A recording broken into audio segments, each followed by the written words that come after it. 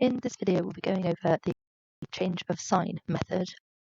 This is for numerical methods for A-level maths.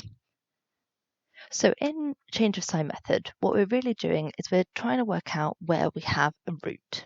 And a root can be somewhere where f of x equals 0, and it's that x value we're looking for, or it could be wherever y equals f of x crosses the x-axis.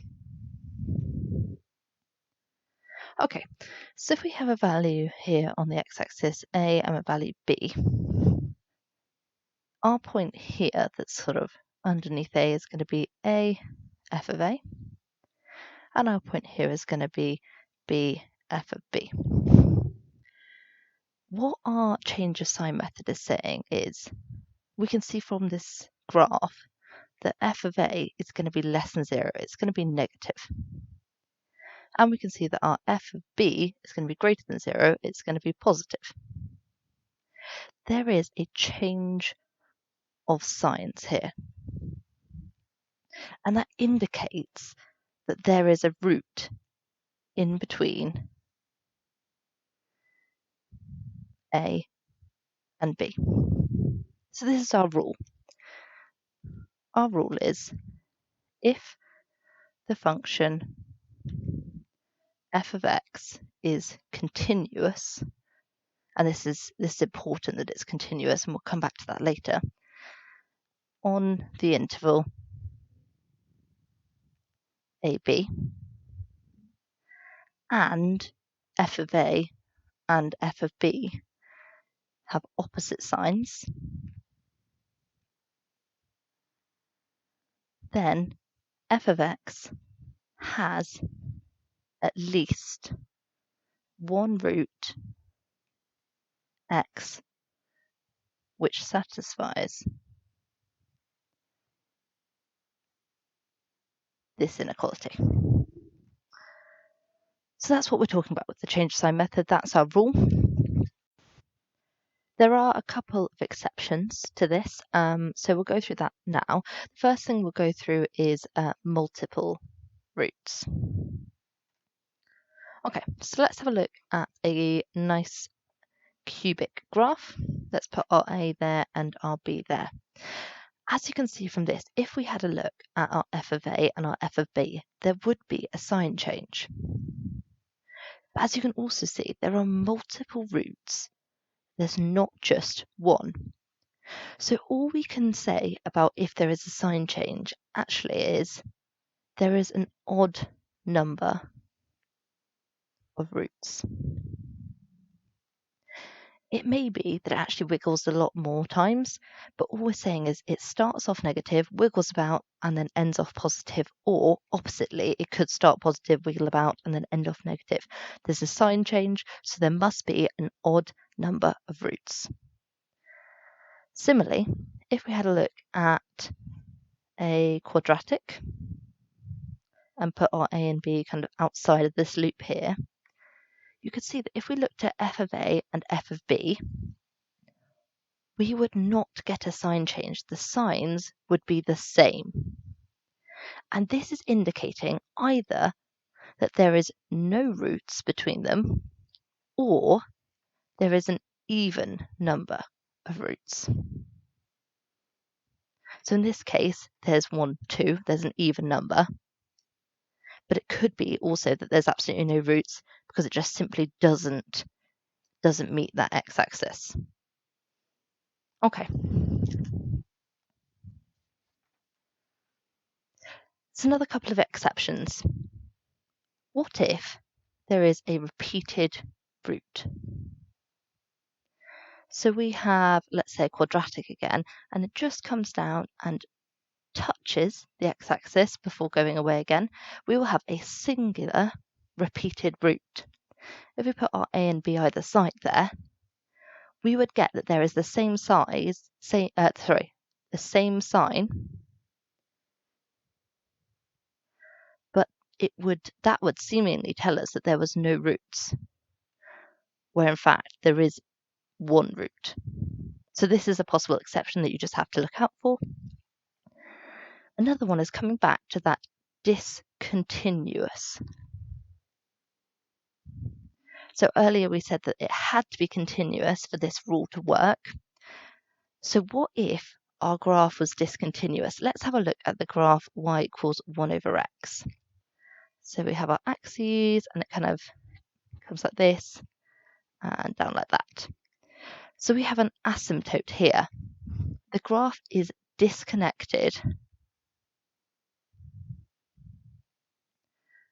at x equals 0, which means that it's discontinuous. So if we chose our A here, our B here, seemingly there would be a sign change between the two, and it would sort of give us an indication that at x equals 0, we have a root. Whereas that is clearly not the case. It never crosses the x-axis. So it's really, really important. It only works if the graph is continuous. No asymptotes. Okay. Let's have a look at some examples.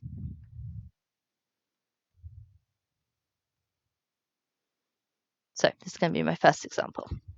We're going to look at the function h of x is the cube root of x minus cos x minus 1. And this is we're looking at x is in radians.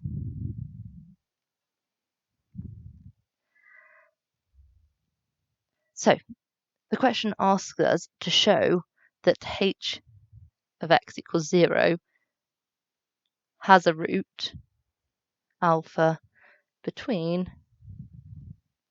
x equals 1.4 and x equals 1.5. This is nice and easy to do. All we do is we put 1.4 in our function. We say, yep, that's the cube root of 1.4 minus cos of 1.4 minus 1. We stick that in our calculator and we work out that it is minus 0.0512, which shows us that it's less than 0. It is negative. We do the same for 1.5. Chuck it all in. Comes out with 0.0539. That is greater than 0. There is a change of sign. So we can say there is a root alpha in the interval 1.4 to 1.5. Nice and easy. Okay, second part says, by choosing a suitable region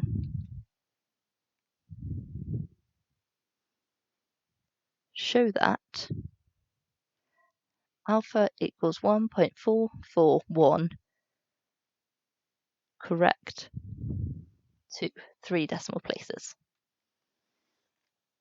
All they mean by a suitable interval is you need to find the upper and lower bounds of this alpha correct to 3 decimal places. So the interval we're going to choose is 1.4405. That is the smallest thing that could round up to this number. And 1.4415, because that is the biggest thing that could round down to the number that we want. And again, we simply put these two values into h. One comes out as minus 0.0055, which is clearly negative. The other value comes out as something positive. So again, we have a change of sign. Alpha equals 1.441 to 3 decimal places. Okay. Let's have a look at our second example, just a tiny bit more complicated. And this sort of thing comes up quite regularly. It's when instead we have two functions and we're looking at their intersection. So what we do with that is, say we have two functions, g of x, h of x. We want to find their intersection. We then create a new function, f of x, that is one of the functions minus the other one. We then look for where f of x equals 0, because at that point, g of x must equal h of x, i.e. it is their intersection. Okay, so carrying on with example 2, we have the functions y equals e to the x and y equals 9 minus x squared. Now we can draw these both on the same graph. So our e to the x cuts through 1 and then goes up exponentially. And our 9 minus x squared, we're going to start it at the value 9, and then it's just that normal parabola shape down. Okay, so this is x, y, and this is e to the x, and this is 9 minus x squared. So we can see that there are 2 points of intersection. Our question says, show that one of the intersections lies between 1 and 2. So we follow what we just said previously. We create a new f of x that is one of these functions, e to the x, minus the other of these functions. We then simply do exactly as we did before. We substitute in 2, and we get 2.389. We substitute in 1, and we get minus 5.28 ... We can see that this one is clearly bigger than 0. This one's clearly less than 0. There is a change of sign. So the intersection